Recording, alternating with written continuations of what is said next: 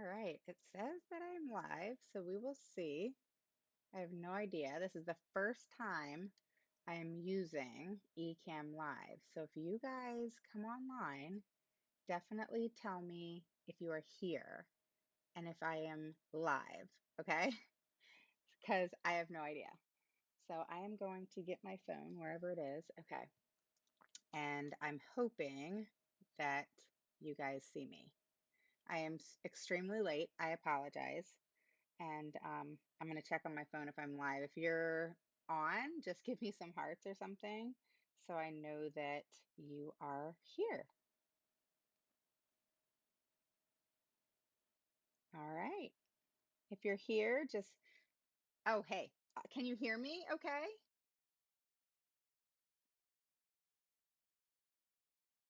Can you hear me okay? Yes? No? All right, this is cool. So this is the first time I'm using Ecamm Live. You can actually like stream on Facebook and YouTube or something together, but I'm new at it, so this is the first time, so I'm glad it's working. So, hey Lucy, how are you? So to introduce, okay, good. So introduce myself, my name is Raven Woods. I am the owner, CEO, and founder of Autism Mama Rocks the IEP. And I help parents gain the knowledge and confidence to become the CEO of their IEP meeting. So tonight, I am very unorganized. I apologize. But as you guys know, I can talk and I know my stuff. So I got you. Okay. I do. And I actually wrote everything down this afternoon. So I'm just kidding.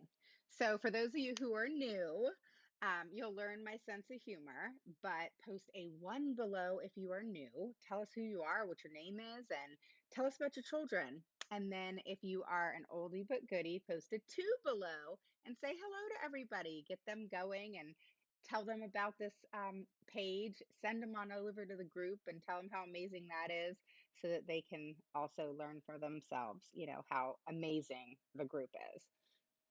So with that said, let's get started. Hopefully you guys can see me because I just pulled up my screen so that I can see all my notes. Um, so today what we're going to talk about, okay? And as you hop on, just tell me who you are, where you're from. Post a one below if you are new, what your name is, where you're from, anything about your child. And if you are an oldie but goodie, a two below and where you're from so that everybody can get to know you and your name as well. And then, of course, say hi to me. Um, and for those of you who don't know about the group, just hop on over to the group at Autism Mama Rocks IEP. And the group's amazing. Everybody helps each other out. It's just an amazing group. I love it. So with that said, let's get started with today's topic, okay? So hi, Lucy. How are you? I'm so glad you're on. Okay, so today we're going to talk about the difference between communication sheets and the progress report. And then we're also going to talk about school records and obtaining them. And we're also going to talk about recording your IEP meetings, okay, and the laws that go with that. All right.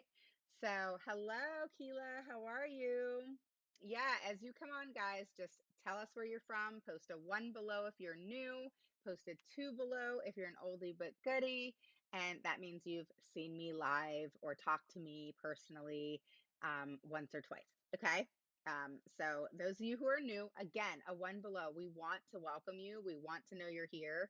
We want you to feel comfortable in asking questions because typically I will stay on and answer them. But today we're going to cover quite a few things, kind of like we did last week, and I'm going to move through them pretty quickly so that we're not on here too long. I know you guys have lives, I have lives, and we don't want to be on here forever, but yet we want to know this information, right? So let's start off with the difference between progress reports and communication sheets. So for those of you who've been to my website, you go to the educational vault at autismmama.com. You actually can grab your communication sheet, which gives you everything that you possibly need for your child's day. Okay, so what that is, many of you have gotten it, many of you have downloaded it, and it literally has everything in it. Okay, and anything that you want in it, you get mine, but then you also get one that is a download for you that you can edit and do whatever you want with. So I give you everything, like ABA therapy. Did they go to school with glasses? Did they not come back with glasses, kind of thing?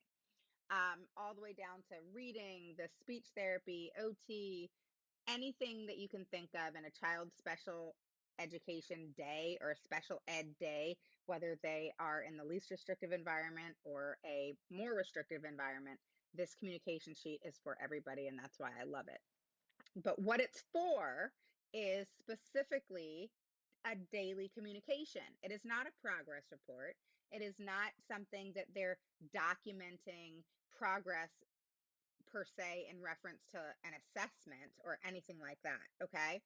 So that is one of the things that you need to keep in mind. A communication sheet is something for you to keep up to date daily.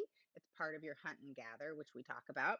And it's something that you definitely want so that you know what's going on with your child on a daily basis. Okay. So it is not a progress report. The communication sheet is a daily communication sheet of you knowing and them, the school letting you know what's going on with your child each day. Okay. Did they have behavior issues? Did they have communication issues? Did they fall at lunch? Whatever the case may be, the communication sheet is very important. Now, I actually ran into a problem today. I'll tell you my story about it in a little bit, not today because I'm still fuming about it. Um, but the school system sometimes doesn't tell you things, and that's really unfortunate.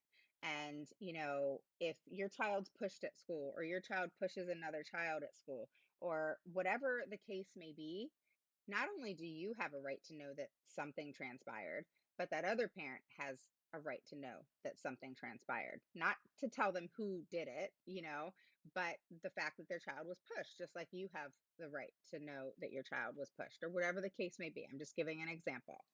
Um, the school system hiding things from parents has become something that's happening more and more. And so I feel this communication sheet is very effective, but also know that this can happen and does happen. And it's very unfortunate. And it's just something that is done. Sometimes it's done because they don't want you knowing about something. Sometimes it's done out of retaliation. And these are the things as parents and advocates that we have to deal with. And we just do, you know? And we have to stand our ground and be supportive of each other at the fact that we're going to not back down when it comes to our child's education. We are going to hold the school system accountable. Whether they want to retaliate or not, more power to you. I'm still going to advocate for my child. I'm still going to do what's needed and appropriate for her. And nothing's going to stop me from making sure that that happens and holding the school accountable. So that's how you have to think about things when it comes to, those types of things that may happen. So I kind of vented on y'all for a second. All right, so a progress report. The progress report's important, okay? So we talked about the communication sheet, and that is solely a daily communication. It is not a progress report in any shape or form, okay? But it's something that you need because how many times have you guys told me that you want daily communication? You want to hear from the school. You want to know what's going on, okay?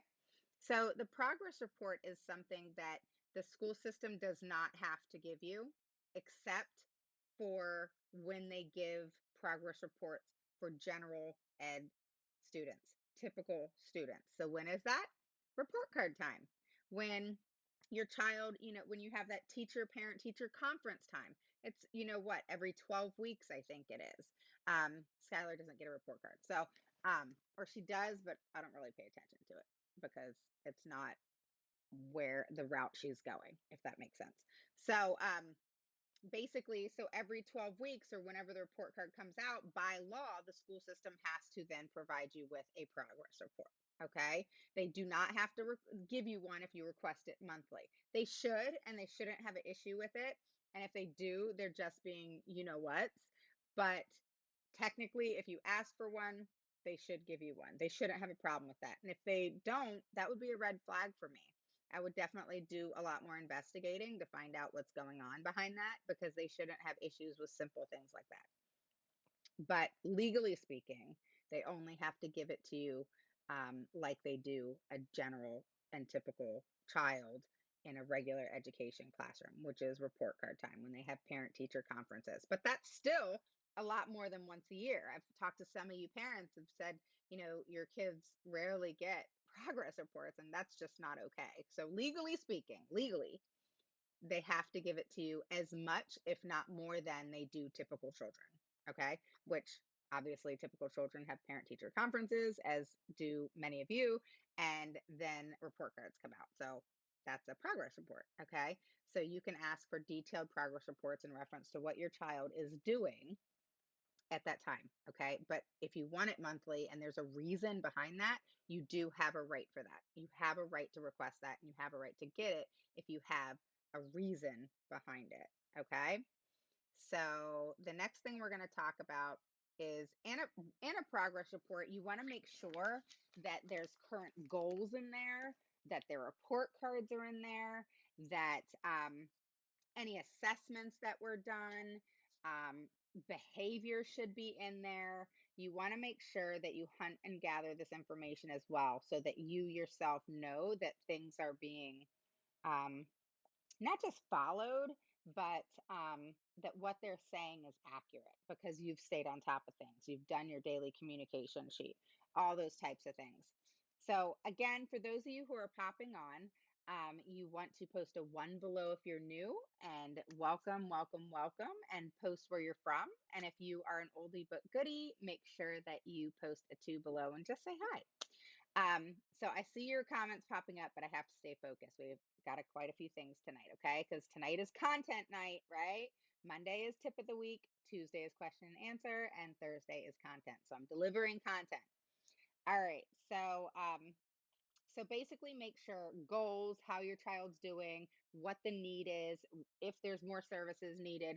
Those are the things that you need to really look out for when you get progress reports. Now, the school system isn't going to put in the progress report, hey, Miss Smith, I just wanted to let you know that your child needs OT and speech and dance and music therapy because of her needs. And, I really think that her needs would be met with these services because it's what's appropriate for her.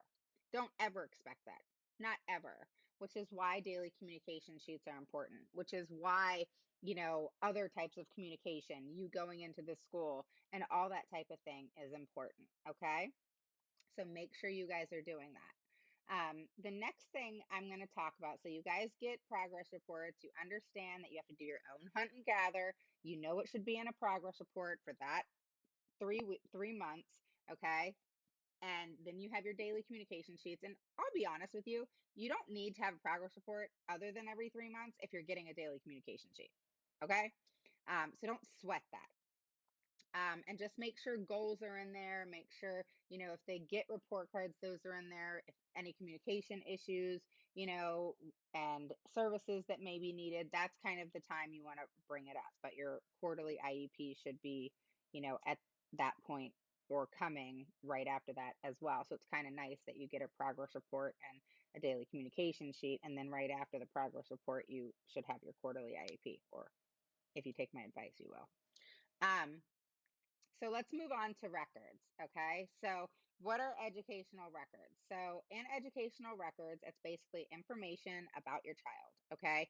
Everything from that goes on between you and the school or the child is in those records. So and depending on what you ask for is what you'll receive, okay? So you can't just say, hey, I need my child's records.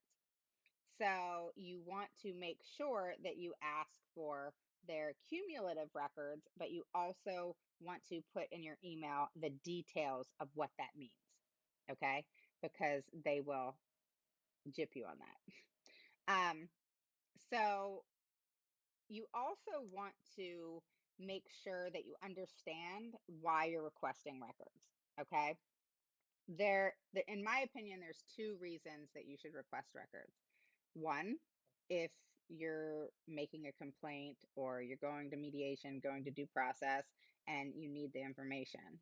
Or 2, I suggest getting it yearly because it's a way for you to then review everything that you have organized and kept in place, IEPs, assessments, evaluations, etc.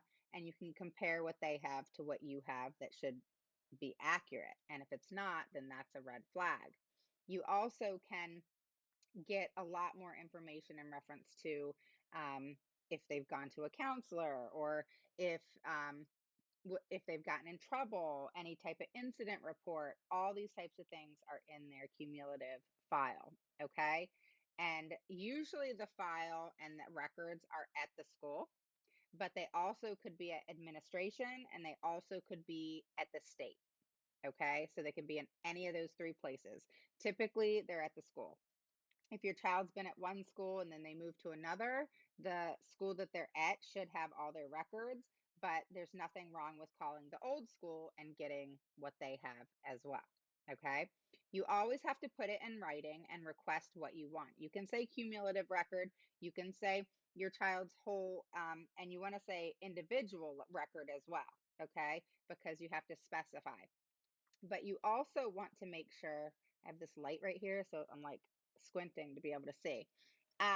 So you want to also make sure that when you request a copy, you understand that, and you can put in the email that if they charge for copies, to let you know in advance.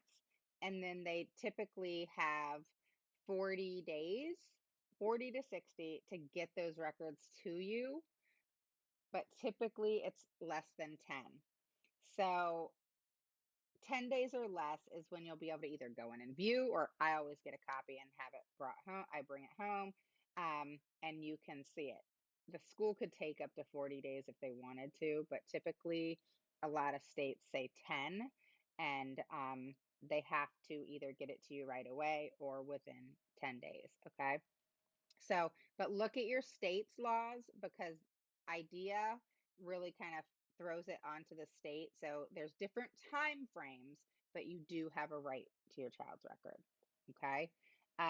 Under FERPA, the school is required to make educational records ready for your review at any time.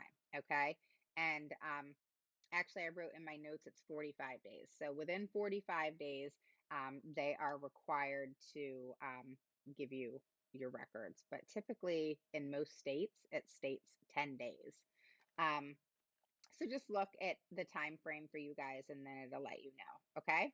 And basically, if they take longer than that, then you could actually make a complaint, and you can pursue things further if you needed to.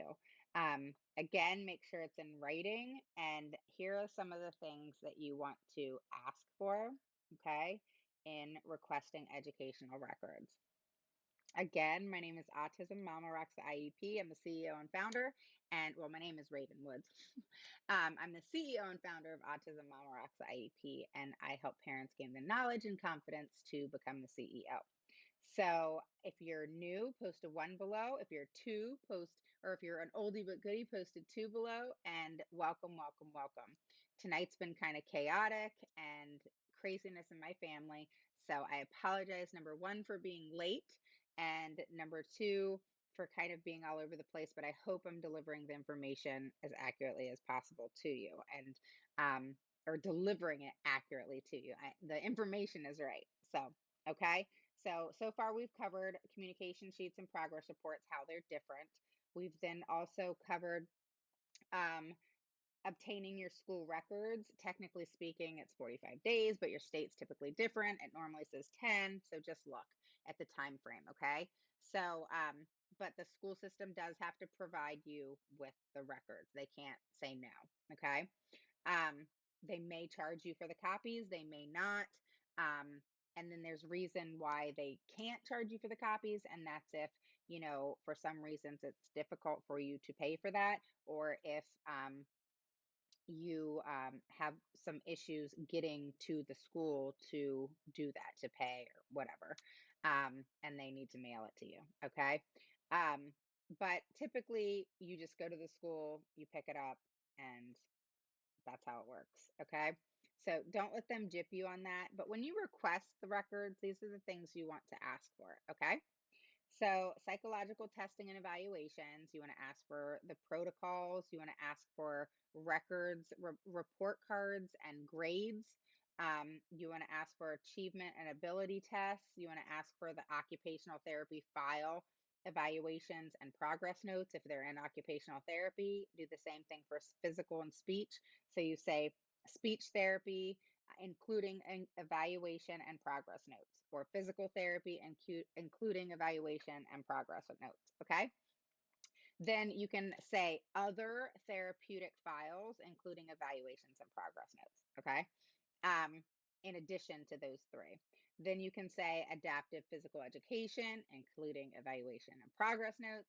You want to say disciplinary records, attendance records, case conference summaries, goals and objectives, functional behavior assessments, behavior intervention plans, medical records maintained by the school, notes maintained by teachers, including the general and special ed teachers. So you want to go into grave detail of the things that you are requesting. Okay. You can't just say, hey, I want my child's cumulative file. You want to say their cumulative individual file and then include everything that you want. Okay. So let's move on.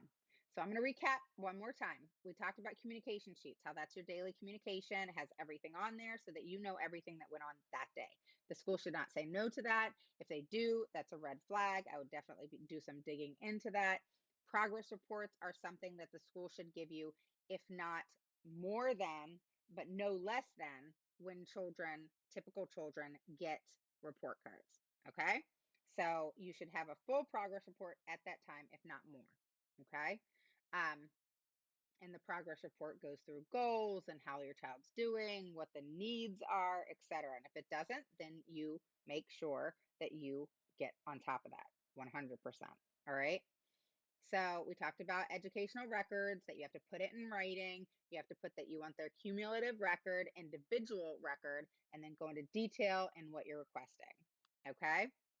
Know that it typically is 45 days and no more, but states have different laws on the time frame, and I know it's pretty much around 10 days where I am, but it does vary. So that's where you have to go and look up your state's laws. Okay.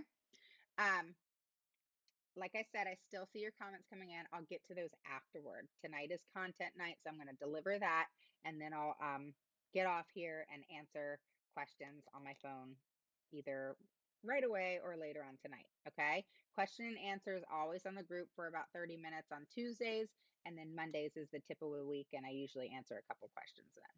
Okay. So again, one below if you're new, tell us who you are. Two below if you're oldie but goodie, and say hello and make everybody welcome for me. Okay. I think my light's going to go out. All right. So the next thing we're going to talk about is recording your meetings. Don't ever go into an IEP meeting and not record it. Okay. Don't ever go into your IEP meeting and record it. Just like you don't go into your IEP meeting and sign the IEP. Okay. Don't ever do either one of those. So what I tell people is literally practice recording, make sure it works. And then if you have an iPhone, we have what's called, I'll tell you, we have what is called voice recorder. All right. So in voice recorder, it's not popping up. Awesome. Hold on. Okay. So in voice recorder on your iPhone, all right, you can probably see it right here. All right. So basically, what that does is I love it because when you pull it up, it has where you can put IEP January 9th, 2020. Okay. So you know what you recorded. And then the other cool thing about it is it just says record. Done. All right. It's like dummy proof, which I love. So literally when you open the door to go into your IEP, that's your car door, that's when you push play. Okay. I'll tell you why I say that. Because anything on a recording can be followed up, right? It can be, you know, misconstrued, different things can happen in a recording. So you want to make sure that it kind of tells your story. All right. So in the car, I'll say, hi, this is Raven Woods. I'm getting ready to get out of my car to go into my daughter's IEP meeting. Today is, and then I say the date. And then I literally open my car door. So I press play and you can hear me open the car door on the recording. Then I shut the car door. I go up to the school. You know how you do the whole license thing. So the recording is picking all that up. You go into the school, you show your license, you get your little sticky, all that's being recorded. Then you walk into the IEP meeting, you say, hi, how are you? And then you sit down, you just lay your phone on the table. Okay. Most states are a one party state. All right. So you have one party and two party. I'm going to go into detail on this. And my light may break. It's dying, but that's okay. I'm still going to be here. All right. So basically, when you record conversations to be able to use them in a court of law, you have to abide by your state's law in regards to that. Okay. IDEA says, yes, you can record your recordings, but you have to abide by your state in reference to what their policies are. Okay. So you can always record, but depending on if you're a one or two party state, is how you go about it. Okay. So, how that works. So, I actually wrote a lot of this down. Let me pull this up. All right. So, I'm in Virginia, Northern Virginia, right outside of DC, and I'm a one party state. Okay. So, let's talk about one party. A one party state is, okay, say one person is sitting in the room with me right now, just one person. And then there's me, and I have my phone on record. I don't have to tell that person. Okay. If 10 people are sitting in the room with me and I have my phone on record, I don't have to tell those people. If 500 people are in the room with me and I have my phone on record, I don't have to tell those people. Got that? Give me some hearts if you understand. I know a lot of you have questioned this, so I 100% know the laws in reference to this. I pulled even the section numbers up. And so I want you to know that these are accurate. Okay. Now, a two party state, and I'm going to tell you, two party states are, I'll give you a couple of them: California, Florida, Illinois, Maryland, Massachusetts, Michigan, Montana, New Hampshire, Pennsylvania, and Washington State. Those are the key ones that are two party recording laws, or have two party recording laws. Okay. And what that means is, if I'm here in my house and I have another party here and I press record on my phone, the minute I press record, I need to say, I just wanted to tell you, Sarah, that I have my phone on recording. I'm recording this conversation. Okay. You do not have to ask permission either time. So, one party, I can have as many people that I'm recording as possible. And as long as I know I'm one party of who's in this room, right? If it's a two party, then that means whoever's in this room with me has to know that I'm recording. So one party is one out of a million, has to know. Okay. And two party means that those people need to know that you are recording them for it to be held and accessible to a court of law if ever need be. So in your IEP meeting and you're recording and you're in any of those states, all right, again, that's California, Florida, Illinois, Maryland, Massachusetts, Michigan, Montana, New Hampshire, Pennsylvania, and Washington State. Those are just a few. Okay, so you just have to look up your state. Is my state a one party or two party state? Okay. Um, but those are the main ones that came up. And then you have to tell them. You just have to say, hi, I just wanted to let you know that I, Raven Woods, am taping this conversation. That's it. You don't have to say, can I tape this conversation? You just have to say, I'm taping this conversation. Okay. They don't have a choice. And honestly, it sounds like it sucks to have a two party state. But in all honesty, who cares? You know, because as you get into your meeting, people forget, or even if they remember, you're too involved in the conversation that people don't catch things like that. You know what I mean? They try in the beginning to be all cautious and whatever and how they deliver things. But in all honesty, once things get rolling, then you're not going to care. It's not a big deal. And I honestly could care less if they knew I recorded the conversation, you know? Um, So it's one of those things where the one party does have benefits. Do I tell them? No, but they probably know I am, because of my history. But if you are a one party state, if you were to ask me, I'd say no, don't tell them, just record it, you know? Because there's nothing better, in my opinion, than them saying and agreeing to something and then not putting it into the IEP when you get the draft or IEP, which should be after the IEP meeting. Um, and then you're like, hey, this isn't in there. You said in the IEP meeting that this would be in there. They go deny it, and you say, well, that's not what you said on recording. To me, that's fun, you know? Um, that's just my personality, though. I think it's, you know, don't tell me that you didn't say this if you did, Um, just be transparent about it.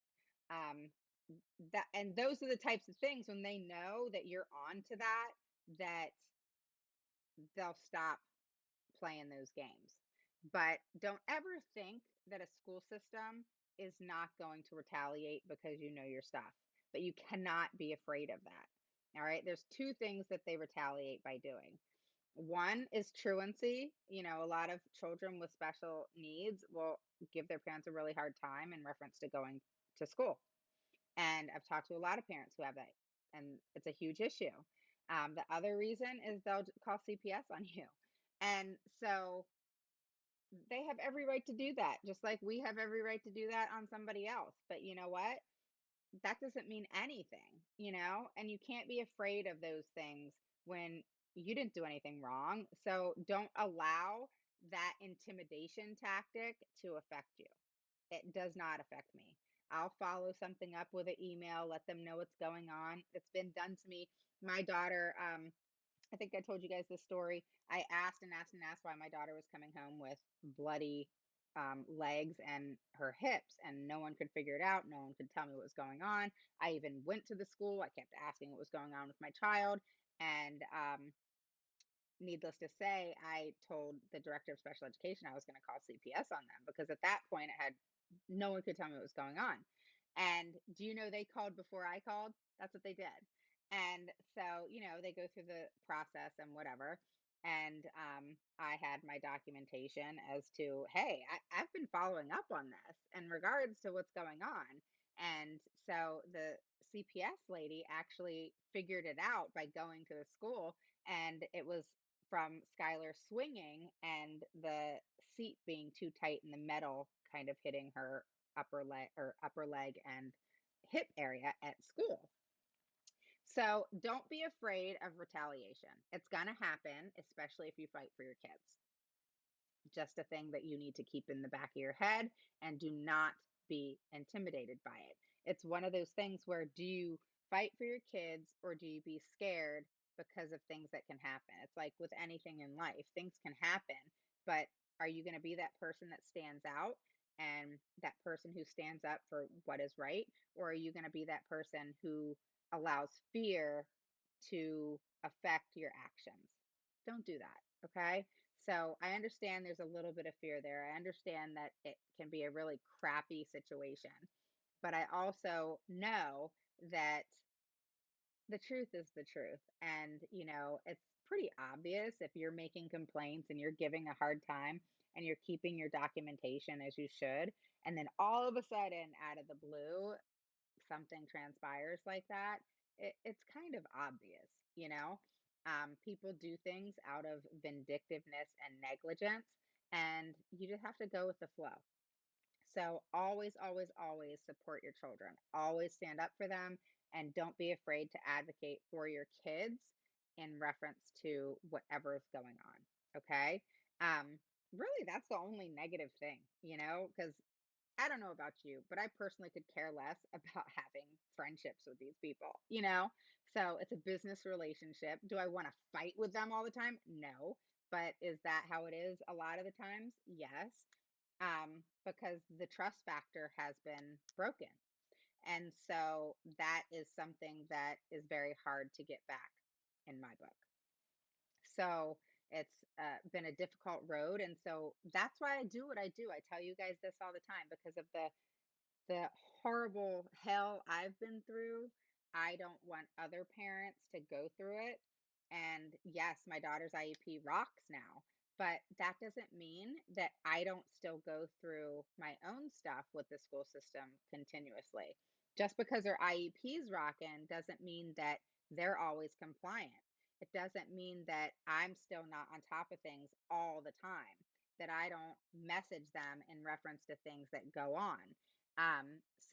It's a all the time kind of thing. So understanding the whole process of how it works and really getting to a place where your IEP is good, but then there's always that follow up. So that's very important to remember and understanding the whole process, including, you know, the laws and all that kind of stuff. I've talked recently about how, and I even talked, I don't know if anybody saw, but I was on Autism Live today. They interviewed me. I was so nervous. I was so nervous. Um, but I did a good job. I did a good job. I did a good job. I did. All right. But it was nerve wracking because it's weird. When I talk to you guys, I'm good. Um, I don't know what it is. You guys make me feel comfortable. I feel welcome.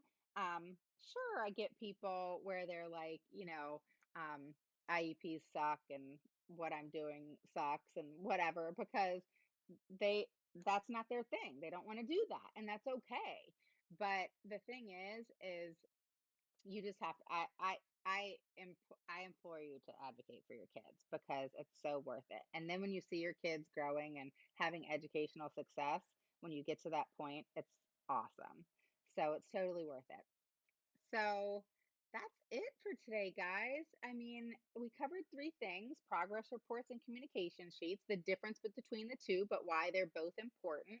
We talked about obtaining your school records, and there's always, with school records, you obviously can refer back to FERPA, but basically, it's just the law. It's just a federal law that the school system has to provide you with your and access to your child's educational record. So you just have to make sure it's in writing. You may have to pay for copies, and but you do have a right to them. Okay, so the only kind of hiccup is how long does your state that they have to get the records ready, and really that's it. But just make sure it's in writing, and you may have to put it in an email, but then you also may have to fill something out at the school. Just attach your email to that as well. Um, and then I always take a picture of everything. So if you staple something at the school, you fill out their form, you attach your email to it along with emailing your email. Make sure you take a picture that you see the school, and you take a picture that you attach that to the one from the school. Okay. So always, always, always document, always. Okay. And make sure that's put together for you and in your file and in your organization of how you do that. All right. And then we covered what should be in the evaluation and what you should request. And then we approached the one party and two party, what that means, why you should record. And recording is so important because I teach a lot of my clients that I work with. When you record, you need to make sure that your recording is then reviewed by you by the next day after your IEP or whatever meeting you had, and make sure that you listen to it by minute. Yeah, very tedious, especially with mine that are like 4 hours long. Um, so you want to make sure that you write down your notes every minute because you'll forget after two or three. So every minute you write down the notes.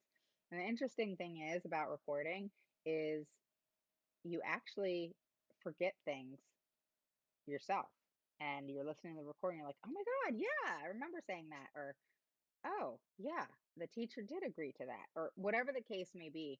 You're actually going to be enlightened as well with the recording because we're so involved in what's going on. Anxiety is going, things are just at a high state, our adrenaline's going, and we really have to be able to hear that recording to be able to review it as well for ourselves, because then there's another process that I teach that's after the recording that you have to do. And so just remember that and remember to record and remember to stay on top of your child on a daily basis, okay? And don't be afraid to ask questions. The school system does have to respond. They have to tell you how your child's doing. And you have every right to request that, okay? Again, don't be intimidated by the school. Don't think that your child's going to suffer or they're going to take things out on your kid. Typically, that doesn't ever happen. Um, but will they retaliate against you at times? Sure. Um, but that's what happens when you tick people off, right? Some people get vindictive, and you just have to go with the flow, you know? So that's it for tonight, guys. Um, all right, I see you guys posting questions. I see you. I see you. For anybody who's just now popping on, or for those of you who are going to be watching the replay, my name is Raven Woods. I'm the CEO and founder of Autism Mama Rocks IEP, and I help parents gain the knowledge and confidence to become the CEO of their IEP meeting. Um, I want you to just take note of these three things. You can re-listen to it to write down the things you need to request for your records, or write down the things you need to request in other things that we talked about. Find out if you have a one or two party state, if you have any questions in regards to that. But basically, one party, you are the only person that needs to know. If it's a two party, you need to let the other party know that you're recording them. Okay? So that's it. That's all you need to know in reference to recording. Don't be afraid of it. Um, it's super, super, super easy and really a no-brainer. And once you do it two or three times, it'll kind of just become habit. And once things become habit, you won't have to think, oh, I got to record my meeting or get nervous about it kind of the first time where you're like maybe looking at your phone to see if it's still recording. It's recording, okay? The only time it will shut off on your phone is if you get a phone call. So immediately hit tap and on the phone call and then press record immediately right away. That's the only thing you got to remember, okay? You can also record your phone calls. Let me show you. There is an app. It is called Rev Recorder. Here, I'll let you see it. Can you see? Tell me if you can see that. Here, let me shut this off. All right. Oh, you can't. Okay, hold on. All right. It just says it's white and it's blue and it says Rev Recorder, REV Recorder. Okay.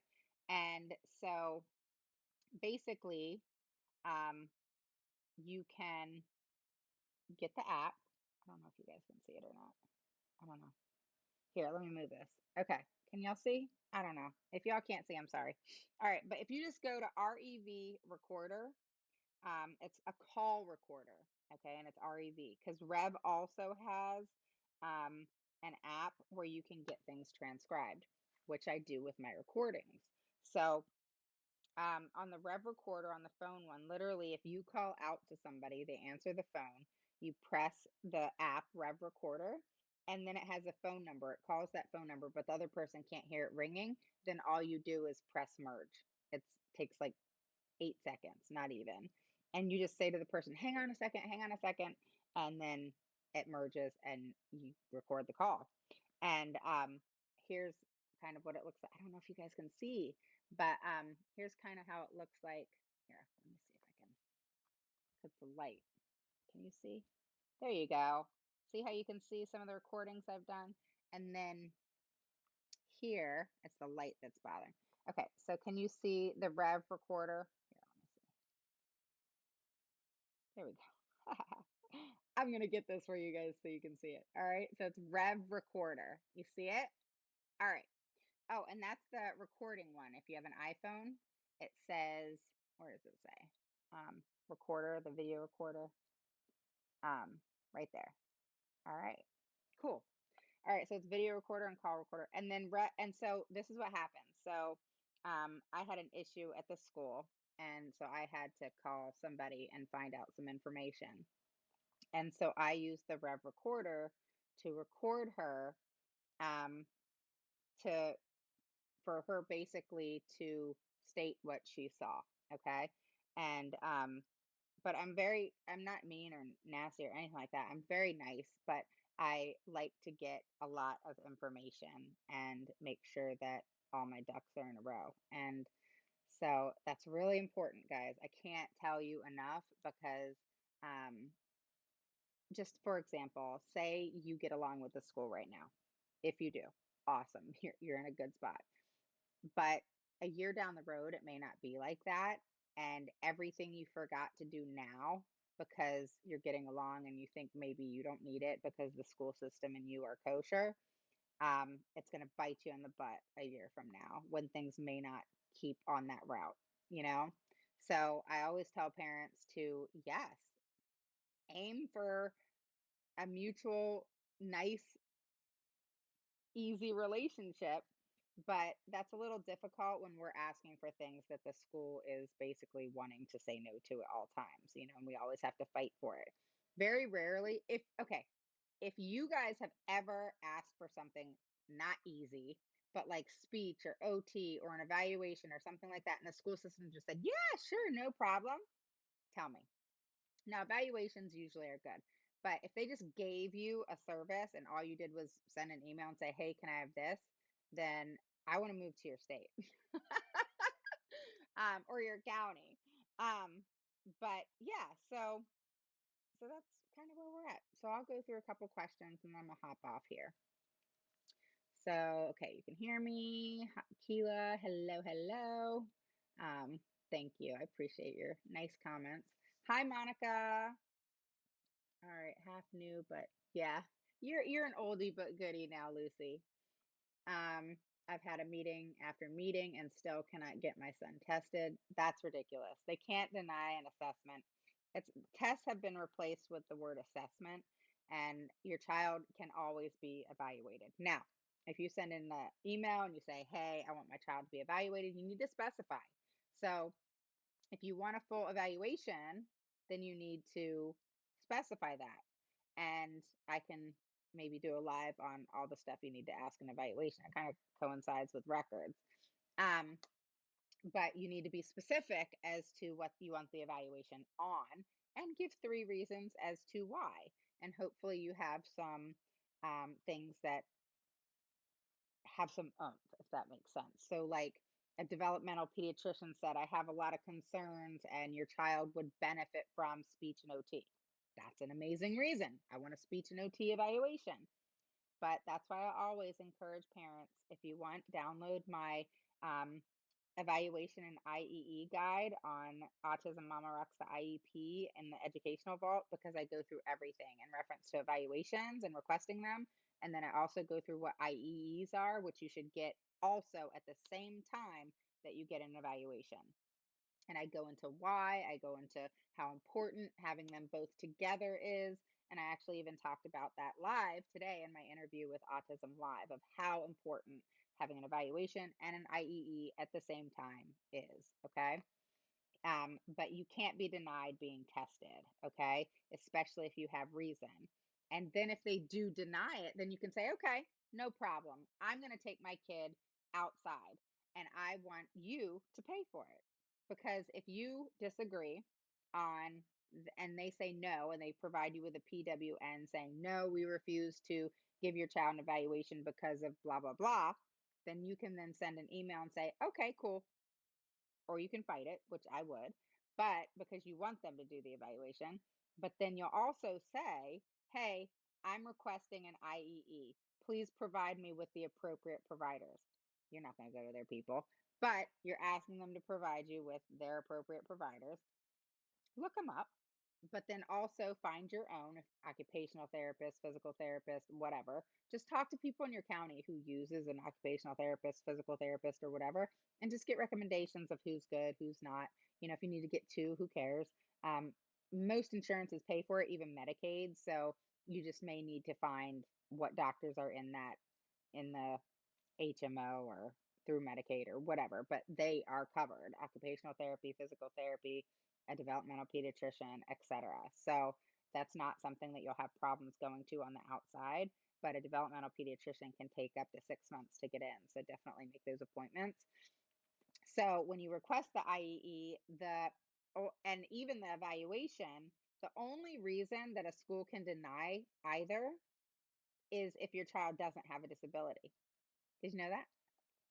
Um, this the idea states that there's only one reason that a school can deny an evaluation, and that is if your child doesn't have a disability. Now, you don't need an assessment evaluation more than once. I say once a year, or once every 2 years. Um, Once a year is good, especially as you're gradually getting to a certain point. But then you could go once every 2 years. But by law, they have to do it every 3 years. But you are more than welcome to request it every year or every 2 years. And again, the only reason for them to deny it is if your child doesn't have a disability. And then if they deny the IEE, then literally they have to take you to due process. How stupid is that? So, um, I highly doubt a school is going to spend as much money as they would on due process to take you to due process over an evaluation. That's like the dumbest thing ever. I've never heard of it, ever. So just make sure you understand the transition that happens when you request for something and the school just throws up the no, no, no, no, no, no, no, because that's their job. That's what I call the gatekeeper. The gatekeeper is telling you no, no, no, no, no, no, no. Or the gatekeeper tells somebody else to tell you no, no, no, no, no. So that's important to know and take note of. Okay. Their job is to tell you no a lot of the times. Okay. Because if you don't push it, why are they going to do it? And a big thing, that school systems will say is, oh, we don't do that here. Or they'll say things like, oh, well, we don't have a behavior therapist here. We don't have one of those on our payroll for the school system. And then some parents that don't know what to do. I didn't until I learned what I had to do after years of, figuring things out, which is why I teach you guys because I'd rather you learn sooner rather than later because that's crazy. If the school can't provide what's needed and appropriate for your child, always know that they have to hire on the outside. Always. And if your child has autism, getting ABA therapy is a no-brainer. None. Scientifically based research, along with peer reviews, state that children with autism, especially early on, should have 40 hours a week. Did you know that? So um, you just have to keep pushing over and over and over and don't give up. Okay? Your kids are worth it. All right. So you're a true hero. Thank you. Thanks. I appreciate that. I love your courage. Thank you. Um, Do you know about preschool at all? Yeah, I do. Or just school age. It is a special needs preschool, special education teachers, all that. Okay, so is the preschool though? Let me just give you an example because this is what I know about it. I'll turn this light back on. Okay, so when you say preschool, like my daughter, she was 2 and 3. She was in what's called early childhood special education, which was through the school system. So is the preschool that you're speaking of through the school system? And if it is, then they have to adhere to the same laws, okay? Because your child obviously qualified for that special needs preschool, which typically the school systems will call early childhood special education, ECSE. So let me know, Shanna, if it is through the school system. If it's a private school and your child is preschool age, then technically it can get a little hiccupy. But once your child enters the school system, okay, my son is, he will be 3. He is what? E1? Is that what you said? Just tell me real quick, is his preschool within the school system? That's all I need to know. That's it.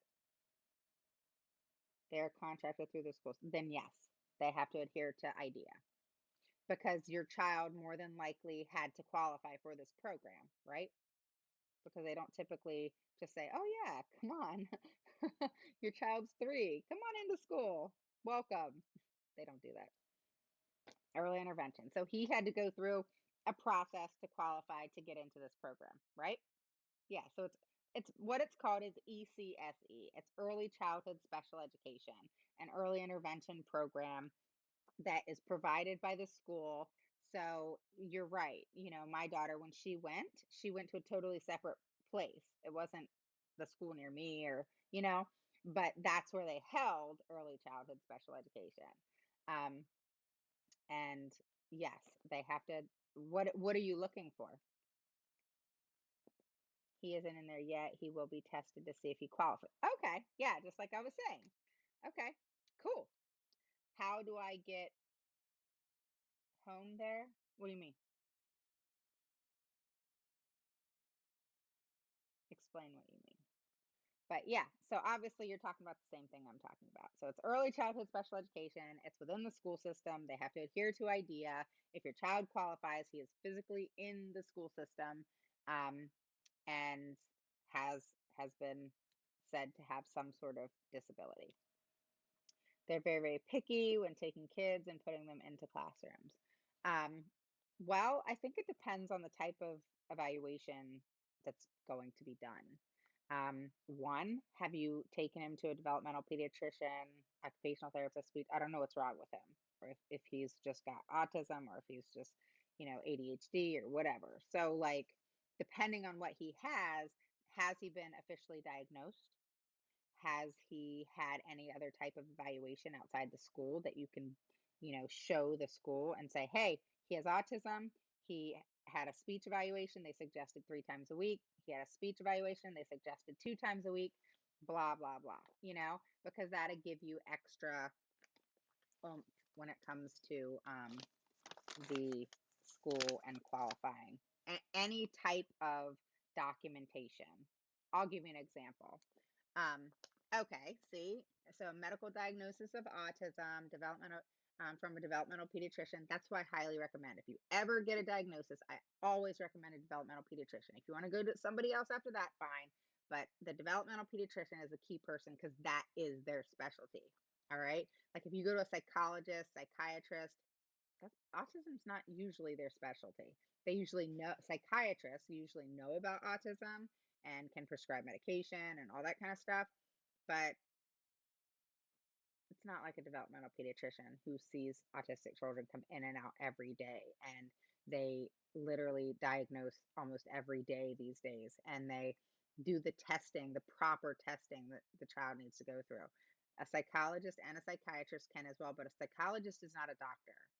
So you need to make sure that you go to a doctor. And again, I highly recommend a developmental pediatrician. I don't care how long it takes you to get into them. They're the ones who have the most clout. Um, and schools very rarely will fight a developmental pediatrician's recommendation.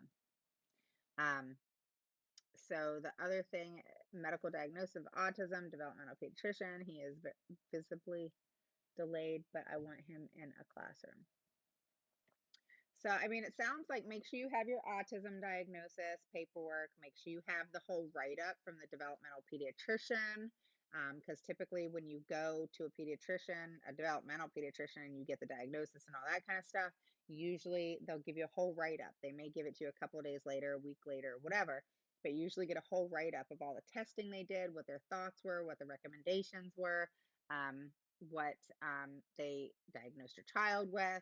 All that stuff is it should be in that paperwork that they did, because usually when you go to a developmental pediatrician the first time and you're going through that diagnosis process and they're doing all those testing, it's usually a long process, like 2 hour appointment. And then you as the parent obviously hopefully came with video or a journal of what's going on with your child, and then hopefully you requested certain things because you know of the school system. So you may have requested, hey, can you write me something in reference to my child having speech therapy or OT therapy? And they can write it actually on a script, saying they suggest 2 to 3 times a week, they suggest 1 time, whatever it is. And then that's something that you can bring with you to your preschool thing. You can bring it to a eligibility meeting. You can bring it to an IEP, and they have to take it into consideration because it's a recommendation from a medical practitioner. So if you ever go to get an IEE, which is in my um, evaluation IEE guide that literally walks you step by step through it, um, you need to make sure that whoever you go to is licensed in their field. So if they're an occupational therapist, they need to be a licensed occupational therapist. If they're a physical therapist, they need to be a licensed physical therapist. If they're a BCBA, they need to be a licensed BCBA, you know? So that's important, okay? Um, they're saying he needs an educational diagnosis of autism. What the hell is that? Oh my God. They said he needs a, what? I don't even know what to say to that. An educational diagnosis of autism. What the hell is that? Autism is autism. There's no educational diagnosis. That's insane. Um, oh my God. Oh, this kills me sometimes, guys. It really does. It really does. Because what the hell is that? An educational diagnosis of autism. What is that? And here's the thing, and I'm not laughing at you, Shauna. I'm not. I'm laughing at the fact that they said that. Um, Autism is autism. If you go to a freaking medical doctor and they say your child has autism, and they don't just say that, they do a series of testing, okay? Whatever the testing is that they do, different doctors do different ones, and they're all fine. Okay, there's a DSM-5, I think it's called, that a lot of doctors that do, among other things, and they test multiple things, okay? And there's not just, oh, your child has autism. There's a diagnosis, okay, of how and a process. Yeah, come here. I love you. What you got? Oh, we got ponies. Aren't these cool? She loves these things. You got these for Christmas, huh? See these cool ponies? These things are expensive on Amazon. Night. Love you. You're welcome, Sky. Um, So, what was I saying? Oh, I was laughing at that diagnosis. And again, I'm not laughing at you. That's just the most ridiculous, stupidest, I want to use other words, thing I've ever heard in my life. It's kind of like you take a child with, just say, muscular dystrophy or Down syndrome or ADHD or ADD or whatever. Okay. And the parent takes the diagnosis of, let's just say, Down syndrome to the school. And again, don't give it to them, just show them. Don't ever hand them a diagnosis. Just show them at the IEP meeting. You're tape recording it. Here you go. Here's my child's diagnosis from such and such doctor that name the name. And it was done on such and such date. Here you go. I want you to see it. Here you go, Miss Smith. Here's another copy to the principal. Here's to the director of special education or whatever. I want you guys just to review it and look at it and see, do you see where it says autism diagnosis? Do you see where it says Down syndrome diagnosis? Get them to say it out loud. Yes, we see it. That's all you need. Take the paper back. They don't need to see nothing else. It doesn't help them. And they don't need it. Who cares what the child's diagnosis is? I've said that to you guys so many times. But here's the thing. You want the diagnosis in the IEP. So if your child has Down syndrome or ADHD or autism or whatever, you want it stated, child diagnosed with autism by such and such pediatrician. The school doesn't diagnose, okay? So they can't educationally diagnose. And if your child's been diagnosed with autism or Down syndrome or muscular dystrophy or whatever the heck they've been diagnosed with, there's no educational diagnosis. A diagnosis is a medical term for a disability given to a child who has those traits, those symptoms, whatever the case may be. But those are medical verbiage that the school system can't even say because it's illegal. Do you know that? It's kind of like I'm a certified health coach. I don't do anything with it right now. But I'm a certified health coach, okay? And I went to school and just did the school at a school based out of New York, um, the Institute of Integrative Nutrition, and took me 14 months, and you get a certification in being a holistic and certified health coach, okay? Um, but health coaches are not doctors. I know a lot about health. I could give you a whole write a whole book on health, which I've done a lot.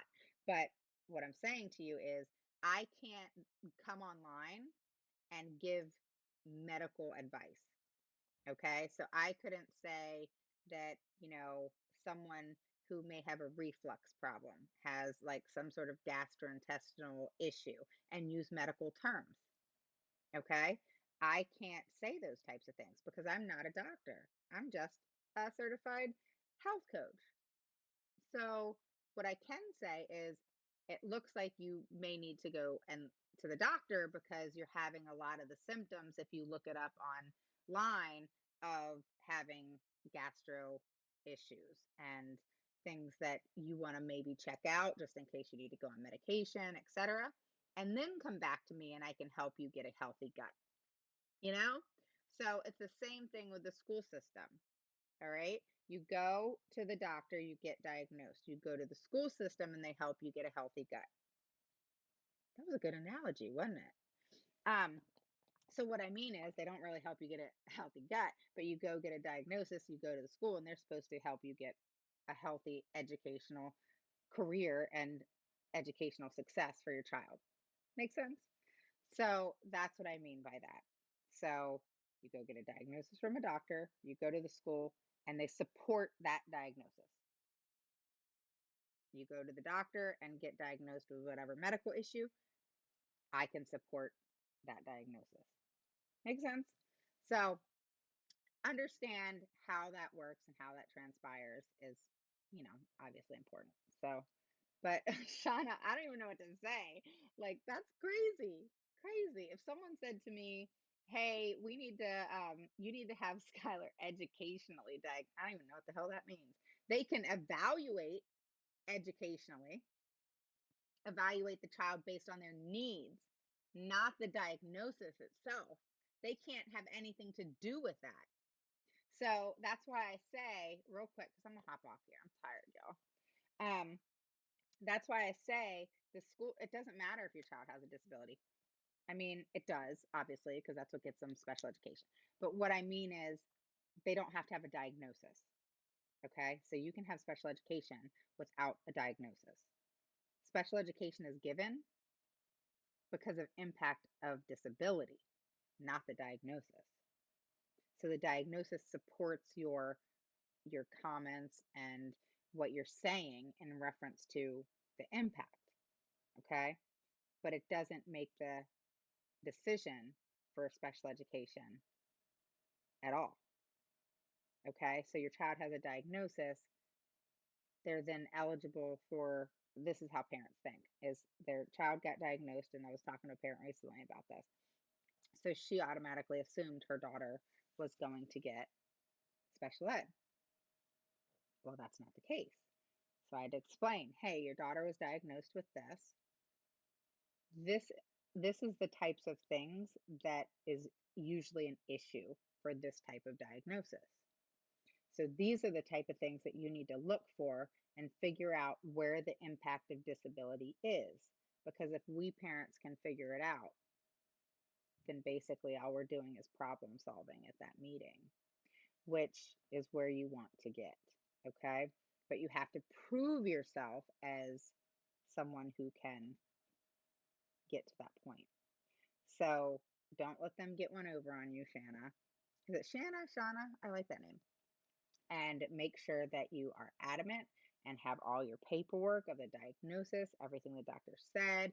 If you can get things like, your child needs speech therapy 3 times a week, your child needs OT 2 times, you want all that paperwork and keep it close by in a 3-ring binder. And when your child has this evaluation, you need to show all of that. Don't give it to them, just show it to them. Okay. if your child has been sick, like I'll just give you another example.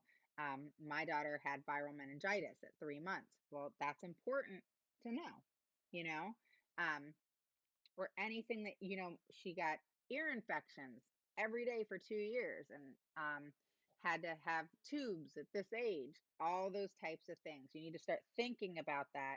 Download the daily action sheet, it's free. And start writing down what I ask. It's, you studying your child, not observing your child like we do. We're watching our kids play, we're watching them swing at on the swings, we're watching them at the park, we're watching them when they sleep, we're watching them when they eat breakfast, lunch, and dinner, etc. That's not what I mean. What I mean is really study them. Like, how are they eating? Are they eating with a fork normally? Are they not? Are they having trouble with that? Are they eating all foods? Are they picky? Why are they picky? If you make them eat a food that they don't like, what then happens? Start asking those types of questions. If, your child has a behavior issue, that's a disability. Anxiety is now considered a disability. Literally, people are getting disability because of anxiety. And like not in school, but disability as in like it's a sickness, it's a issue. I got anxiety. Shoot, I should. No, I'm just kidding. But I do. I have anxiety, and so it's one of those things where you know children who have anxiety, that anxiety is going to affect their education. So that's a disability, and so you have to start asking yourself, what does my child do that creates anxiety? What around him is happening? What is happening in the beginning, in the middle, in the end? What what makes it worse? If I say this, if I say that, if something else happens, um, what calms them down? How many meltdowns do they have? What starts the meltdowns? Do the meltdowns start off really bad and get less and less, or do they start off not so bad and get worse? How do things transpire?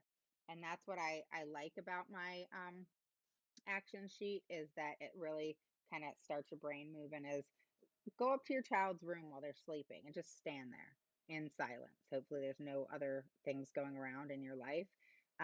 Try to stay still, calm your mind, and really think.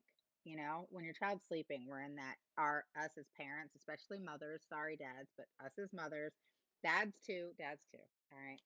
But as mothers, we have that maternal instinct. You sit and you watch your kids, and they're so good, and they're quiet, and they're not arguing back with you, and we're watching them sleep. I mean, how many times did we do that since they were babies, right? So it's actually a time where you can study your child. And what I mean by study is those questions of what did Sam do today that may have alerted me, or what how are they sleeping? That's another question you can ask yourself. Are they sleeping well? Are they snoring? Are they different things need to be written down all the time? Okay. So don't leave any one thing out, because things stem from each other. It's kind of like if you have pain in your back. Usually the pain isn't coming from where you're actually feeling the pain. It's stemming from something else that radiates to that area, right? So just know that things come from other things. And the same thing is with behavior, the same thing is with a diagnosis. And they're all so darn different. So I'm hopping off here now, guys. So have a good night and message me if you have any questions. And I will talk to you guys again on Monday with the tip of the week. So have a wonderful weekend coming. And tomorrow over on the group is our Fun Friday. And we always post pictures of our kids. So if you haven't joined the group, hop on over to Autism Mama Rocks IEP group and grab a spot. No, we just have a lot of fun over there. We chit chat, we talk all week. People are really getting to know each other over there. I think that's so, so, so cool. I've built a tribe of amazing people. Um, if you're new, just a little bit about me, I advocated for many years, but I just took it online 13 years ago, or 13 years ago, 13 weeks ago tomorrow. So I chose to take it online to see if it was something that was really needed. It obviously is, and I'm happy about that. But I was also creating a bunch of things that I'm going to be offering to you guys very soon. And I was like, I'm going to take it online and see if it's a need that parents want and need for their kids. And because I remember for me, it took me 6, 7 years to figure out the process and now have created a system and plan of how things go for the IEP to get things done and reminding parents that it's not a one and done, that it's something you're going to have for a long time and many years. So just stick with that, stick with your faith, and stick with the fact that you're going to do whatever it takes to support your kids. Okay? I'll talk to you guys later. Have a good weekend. I'll see you Monday.